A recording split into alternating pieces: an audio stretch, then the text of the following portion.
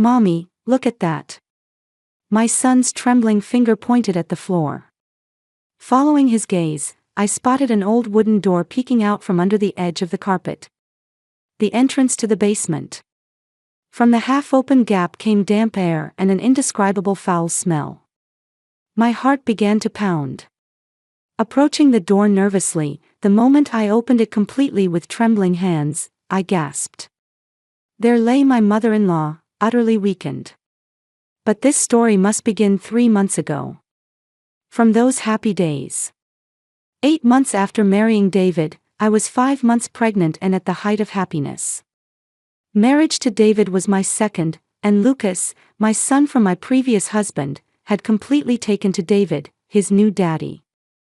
The time we spent laughing together at the breakfast table was a treasure beyond compare. David was a kind man. For me, working from home as a graphic designer, he would always massage my shoulders when he came home from work. He would take Lucas to the park. Shopping together for baby supplies was truly enjoyable. There was just one thing that bothered me. I had never once met David's mother, Margaret. Before we married, David explained to me that her dementia had progressed and she was in a facility. He said that seeing me would confuse her, so he was refraining from visits for now. I respected my husband's judgment. I understood that for dementia patients, sudden environmental changes and meeting new people could cause stress. So I didn't insist on meeting her. But a sense of unease gradually crept into my heart. David began going out at night twice a week. He said it was for emergency work situations. Since he worked in IT, I figured he might be called out for system troubles. But leaving the house at 2 a.m. and returning around 4 in the morning, when that continued, naturally questions arose. Then a decisive incident occurred. When I was organizing things before maternity leave, I checked my savings account. The balance that should have been $45,000 was nearly zero. My hands trembled. I wanted to believe it was some mistake. But when I looked at the transaction history, withdrawals had been made repeatedly under David's name. That night, I gathered my courage and asked my husband. David answered without the slightest sign of distress. He'd used it for investments. He'd increase it and pay it back soon, so don't worry. Seeing his calm smile, I couldn't say anything more. I wanted to trust my husband. We had 2 children together, one in my belly. I wanted to protect this family. But deep in my heart, I sensed something was wrong. One day, David's cell phone was left on the living room table, still connected to the charger. He was in the shower. To my own surprise, I picked up that phone quite naturally. I didn't intend to look at messages. I just wanted to know the name of his mother's facility. When I opened his contacts, the entry for his mother's name, Margaret Thompson, had only an address instead of a phone number. Not a facility address, but his family home address. In the notes section was written December 15th, birthday. A small light kindled in my heart. It was almost my mother-in-law's birthday. The facility might prohibit visits, but maybe I could go to the family home to get some keepsakes. Couldn't I do something as a surprise for David? From that day on, I began secretly making plans. I lied to David, saying I was going to lunch with a friend. I felt guilty, but I was driven by the desire to please my husband. I decided to visit my mother-in-law's family home with Lucas. On the afternoon of December 14th, we drove to that address. It was a quiet residential area in the suburbs. Proceeding down a street lined with old houses, the destination house came into view. But what I saw there betrayed my expectations. The house was run down. The lawn in the yard was overgrown, and spider webs stretched across the front door. Mail was overflowing from the mailbox. I got out of the car and nervously peeked into the mailbox. 3 months' worth of mail was stuffed inside. If she'd gone into a facility, what about the house maintenance? David hadn't said anything about it. My heart began to race. Lucas gripped my hand. "Mommy, I'm scared," he said in a small voice. Holding Lucas close, I began walking toward the entrance. Something was decidedly wrong. That premonition enveloped my entire body. As I stood before the entrance, an elderly woman from the neighboring house approached with a surprised expression. The white-haired woman in an apron stopped when she saw us. Who are you? No one has lived in this house for months now. At those words, I felt like I couldn't breathe. But I answered as calmly as possible. I'm Emma. I'm the wife of Margaret's son, David. Her daughter-in-law. The elderly woman's expression clouded for a moment. She looked me over as if appraising me, then slowly opened her mouth. Margaret went into a facility, I was told by her son. But... She trailed off. I involuntarily stepped forward. But what? Do you know something?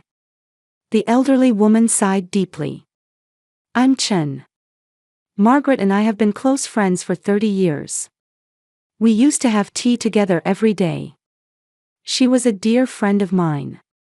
There was deep sadness in Mrs. Chen's eyes. She continued. It was 3 months ago. One day suddenly, her son appeared and told me Margaret's dementia had progressed and she'd gone into a facility. It was so sudden, I was shocked. Just the day before, Margaret had been fine. We'd been solving crossword puzzles together. She did have some memory lapses, but I didn't think it was that serious. Mrs. Chen's voice was trembling. I asked for the facility's name, but her son wouldn't tell me. Not the location either. He said to refrain from visiting. But we're friends of 30 years. I at least wanted to know where she was. I tried to call, but Margaret's phone didn't connect. It had been cancelled. My heart began pounding violently. This was no coincidence.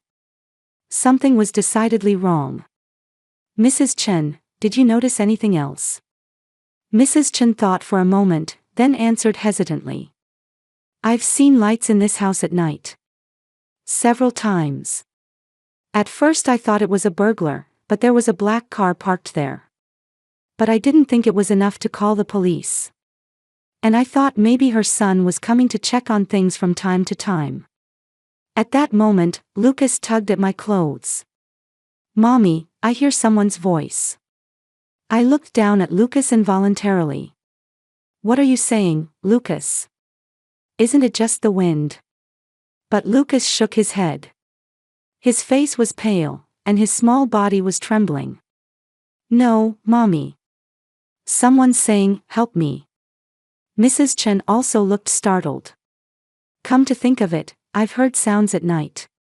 At first I thought it was animals, but now that I think about it. I looked around the house. All the windows were closed. But I felt like I really could hear sounds from somewhere. No, maybe it was just my imagination. Maybe I was just being influenced by Lucas's words. But what if it was true? What if? I refused to think about it. Such a thing couldn't be possible. David was a kind husband. Putting his mother in a facility must have been for her own good. The house being run down was just poor maintenance. But my savings. The nighttime outings. I had to go inside. I had to find out for sure. Mrs. Chen, do you have a key? Mrs. Chen shook her head. Margaret had given me a spare key, but when her son came, he asked for it back. For security, he said. I tried the front doorknob. Naturally, it was locked. All the windows appeared to be locked too.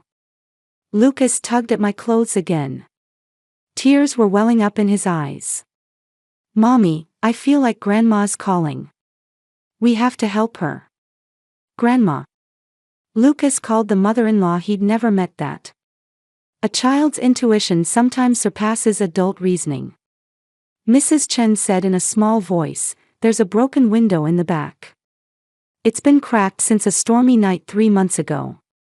I was thinking of telling her son, but I didn't have his contact information. I made my decision. Maybe I should call the police. But what if there was nothing? What if this was all my overthinking, and I just illegally entered an empty house?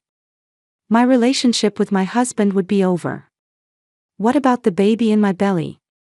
But Lucas's trembling voice, Mrs. Chen's anxious expression, and above all, the alarm bells ringing deep in my own heart drove me forward. Could you show me to the back door? Mrs. Chen hesitated for a moment, but then nodded firmly. I'll come with you. Margaret is my dear friend. If she's in trouble, I have to help. The three of us went around to the back of the house. Sure enough, a small window was broken.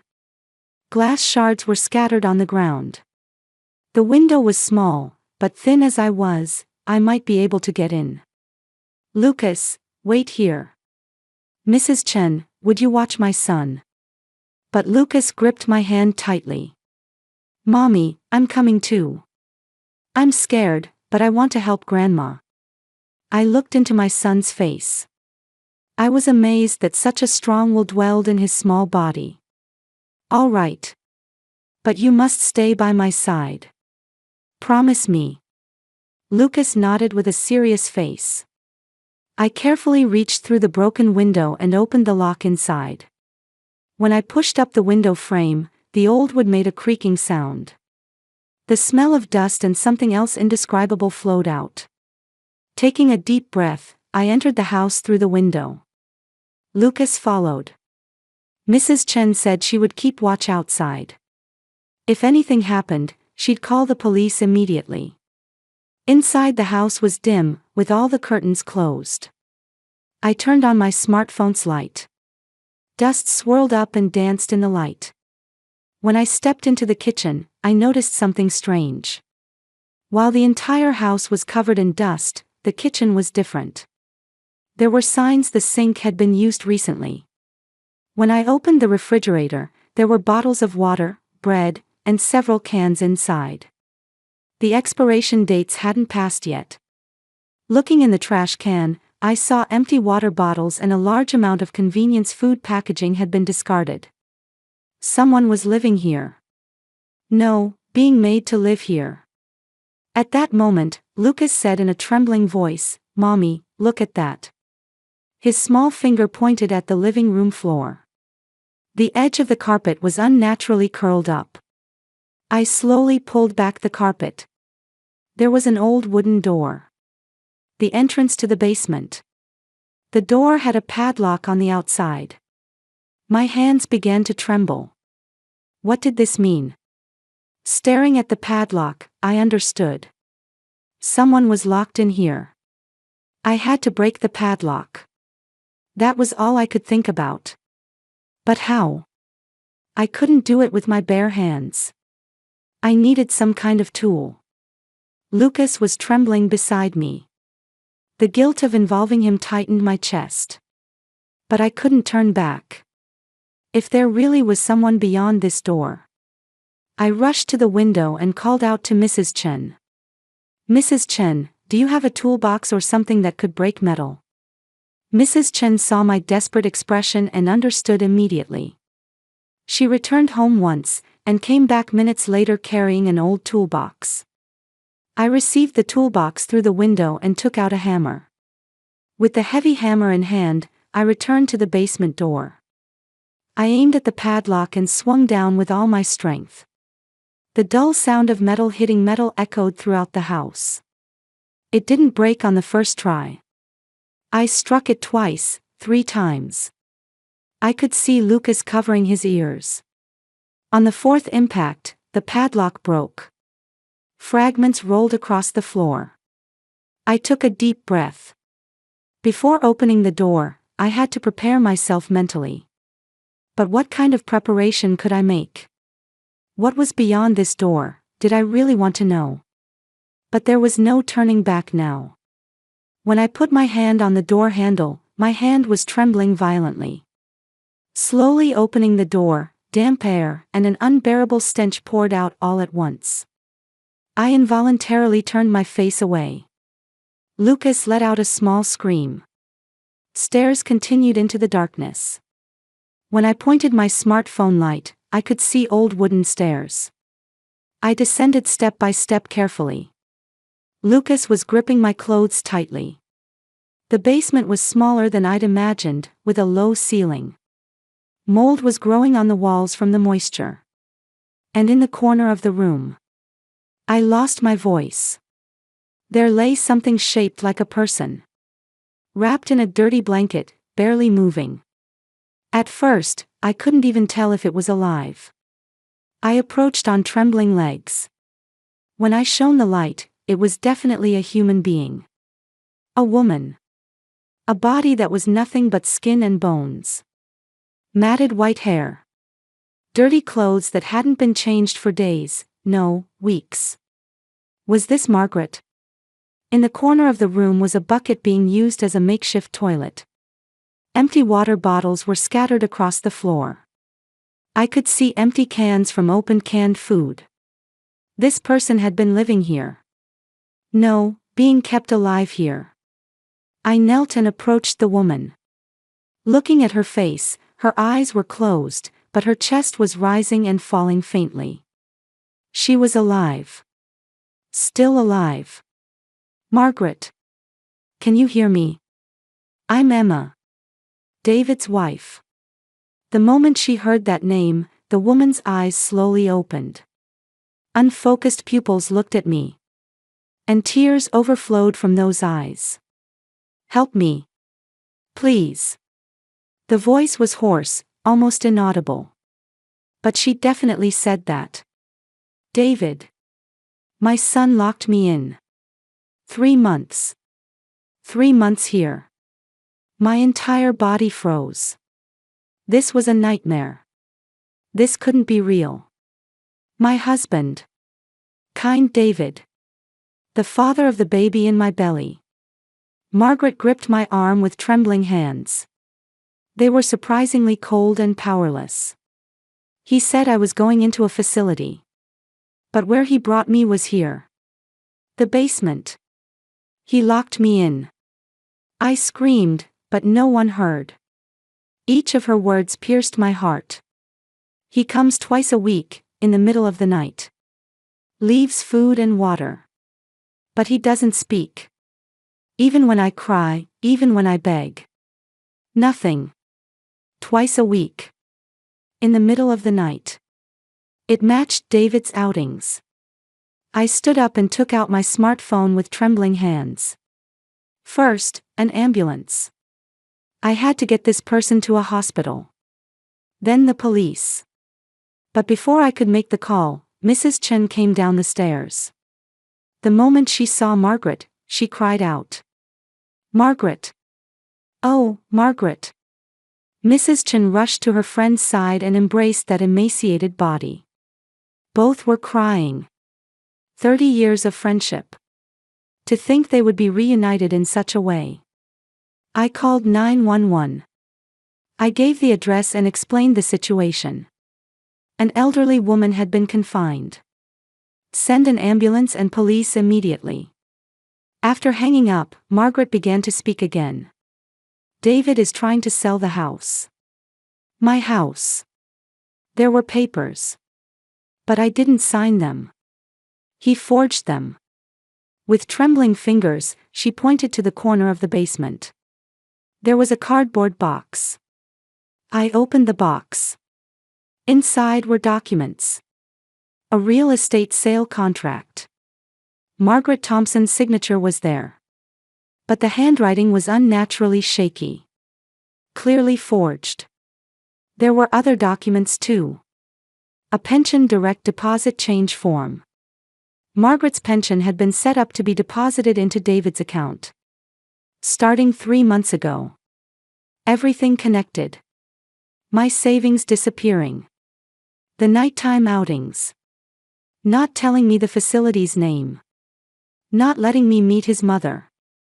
David had confined his mother and was stealing her assets. And me too. Hadn't I also been a target? Me, pregnant. Me, unable to divorce. Me, easy to manipulate. Lucas gripped my hand. Mommy, is Grandma okay? I hugged my son. It's okay, Lucas. It's okay now. Help is coming. But was it really okay? My life had just completely collapsed. I could hear sirens in the distance. The ambulance and police were approaching. Mrs. Chen continued to hold Margaret's hand, speaking to her gently. It's okay now, Margaret. You're safe now. We'll help you. Margaret nodded weakly. But deep fear remained in her eyes. David will come back. If he finds out. I said in a strong voice, it's all right. He can't get near you anymore. I guarantee it. But inside, fear was swirling. My husband, the man I loved, had been doing such terrible things. Had he intended to do the same to me? After the baby in my belly was born. After he'd stolen all my assets. The sirens grew louder. I heard them stop in front of the house. Footsteps approaching. Help had arrived. But my life would never go back to what it was. From the top of the stairs, I heard a paramedic's voice. Is anyone there? We're here. In the basement. I shouted. Holding Lucas, I climbed the stairs. When I came out into the light, I cried for the first time. I just watched in a daze as the paramedics carried Margaret out of the basement. She was placed on a stretcher and given an oxygen mask. Her emaciated body looked as small as a child's. Mrs. Chen said she would ride in the ambulance. She'd go with her to the hospital. I expressed my gratitude. Without this woman, we never would have found Margaret. After the ambulance drove away, I faced the police officer. He introduced himself as Detective Rodriguez, a calm man in his mid-40s. He said he was a detective specializing in elder abuse. Please tell me everything in detail. I told him everything. My marriage to David. Never having met his mother. The missing savings. The nighttime outings. And the circumstances that brought me here today. Detective Rodriguez took notes carefully as he listened. When I finished speaking, he said with a serious expression, "There's a high probability your husband is involved. This is a serious crime. Elder abuse, confinement, fraud. Depending on the circumstances, attempted murder might also apply." Attempted murder. At those words, my body trembled. If we'd been just a few days later, Margaret might have died. And David might have wanted that. The detective began searching the basement. There might be other evidence besides the documents I'd found. I sat on the living room sofa, holding Lucas. My son was exhausted and beginning to fall asleep in my lap. Hours later, Detective Rodriguez returned saying he'd made an important discovery. We found the key to the padlock in the basement. And the keychain attached to this key. What he showed me was a familiar keychain. The same one David used. The same design as the one on his car keys. We also took fingerprints. Your husband's fingerprints should be all over the basement. And we've also checked the security camera footage provided by the neighbor. Security camera. Mrs. Chen's house had a camera. The footage shows a man entering and leaving this house at night. We can also confirm the car's license plate number. Let me verify if it matches your husband's car. I told him David's car's license number. Detective Rodriguez contacted someone over the radio, then nodded. It matches. All the evidence was coming together. Inescapable facts were piling up before me. But Detective Rodriguez's next words far exceeded my imagination. Mrs. Thompson, there's something I need to confirm. Does your husband David Thompson have any previous marriages? I shook my head. No, I was told it was his first marriage. The detective's expression became grave. Actually, when we searched the database, we found 2 previous marriage records under the name David Thompson. And in both cases, the former wives' mothers disappeared. My heart almost stopped. The first mother-in-law disappeared 5 years ago. Her body was never found. The family was told she'd gone into a facility, but there's no record at any facility. The second mother-in-law disappeared 3 years ago. Same situation. And in both cases, David Thompson inherited the mother-in-law's assets, their houses, their savings. I was speechless. This was no coincidence. This was a calculated crime. So I was. There's a high probability you were the third target. Detective Rodriguez's words pierced my entire body. David had intended to use me from the start. The marriage, the kindness, it was all an act. Even the baby in my belly might have been just a tool to keep me from escaping. The detective continued. We're reopening the investigation into those 2 previous cases. And one more thing. When we examined your husband's phone records, we found he'd been in frequent contact with a certain woman. Her name is Jennifer Miller. She's registered as a real estate agent. A real estate agent. Forged documents. Everything connected. She's a possible accomplice. She may have helped create the forged documents. We've already arranged to take her into custody. I took a deep breath. Everything was becoming clear. David's lies were being exposed one by one. At that moment, my cell phone rang. It was David. With trembling hands, I answered the phone. Emma, where are you? I was worried. His voice was as gentle as always. As if he knew nothing. How many times had I been deceived by this voice? Work. I'll be home soon. I pretended to be as calm as possible. Detective Rodriguez nodded. Come home quickly. I'm making dinner and waiting for you. When I hung up, the detective said, We'll arrest your husband at your home. Mrs. Thompson, please stay somewhere safe with your child. But I shook my head. No. I'm going to. I want to see his face. I want to see the moment he's arrested with my own eyes. The detective hesitated a bit but then nodded. All right. But wait in the car. As dusk began to fall, we arrived at our home. I could see David's car parked in the parking lot. He was already home. Not knowing anything, probably preparing dinner. Police vehicles surrounded the house. Detective Rodriguez and several officers headed for the entrance. I watched from inside the police vehicle, holding Lucas. The front door opened. David came out. He showed a surprised expression for a moment seeing the officers. But he quickly returned to his usual calm smile. Can I help you, officers? Detective Rodriguez showed him the arrest warrant. David Thompson, you're under arrest. The charges are elder abuse, confinement, fraud, signature forgery, and suspicion of 2 murders. David's face turned pale. He looked around, then spotted the car I was in. Our eyes met. In his eyes were anger and fear.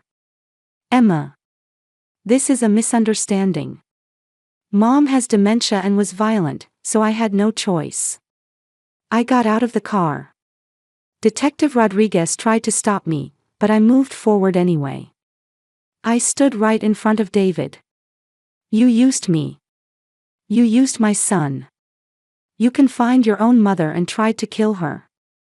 David tried to continue making excuses, but I cut him off. I will do everything in my power to make sure you never see daylight again. An officer handcuffed David. He was still trying to say something, but I no longer had any interest in listening. I turned my back and returned to the car where Lucas was waiting. My son was watching me from the window. He was crying. 6 months passed. David's trial became national news. In the reinvestigation of the past disappearance cases, the body of the first mother-in-law was discovered in the basement of another property David had owned. The investigation into the second mother-in-law was ongoing. The prosecution sought life imprisonment. And on the day of sentencing, David was given 3 life sentences. Without parole. His accomplice Jennifer also received a 15-year sentence for fraud and conspiracy. I witnessed that moment in the courtroom. To the end, David insisted he'd done nothing wrong. But no one believed those words. All of Margaret's assets were restored. The house and land. The embezzled pension was also returned. Most of my savings were also recovered through the seizure of David's assets. But something more precious than money came back to me. After spending 2 months in the hospital, Margaret showed remarkable recovery. The doctors called it a miracle. Her strength returned, and with proper treatment, the progression of her dementia stopped. She regained that gentle smile. Mrs. Chen visited the hospital every day, and the two regained their former friendship. 30 years of bonds couldn't be broken even by those 3 terrible months. On the day Margaret was discharged from the hospital, she gripped my hand and said, "Emma, you and my grandson are my true family. Blood relationships don't matter. You saved me. From now on, I'll protect you." She invited us to her home. Why not live together? At first I hesitated. Could I live in the house where those terrible memories remained? But Margaret said, "I'm going to fill that house with happy memories from now on. I don't want to be controlled by the past." I was moved by her strength. And I made my decision. And now I'm holding new life in my arms. My daughter Sophia, born 3 weeks ago. When Margaret visited the hospital room, she cried. "My true grandchild. How beautiful she is." Lucas was gripping his little sister's tiny hand, smiling happily. "Grandma, we'll always be together. I'll protect her." Mrs. Chen came along too. 4 of us, no, 5 of us, surrounded this small life. This is a real family. Everyone nodded at Mrs. Chen's words. A few days later, we returned to Margaret's house. Everyone's laughter echoes in the living room. Outside the window, the cherry tree in the garden is in full bloom. That garden, which wasn't sold off back then. Now those cherry blossoms are announcing a new spring for us. Holding Sophia, I whispered in my heart, family isn't about blood ties. It's about the people who stay by your side when the world tries to tear you apart. Margaret saved me. And now we're saving each other. This is what family truly means. Lucas is speaking gently to Sophia. Margaret and Mrs. Chen are reminiscing about old times. The peaceful afternoon light gently envelopes the living room. I smiled. After passing through the long darkness, I'd finally arrived. This is our home.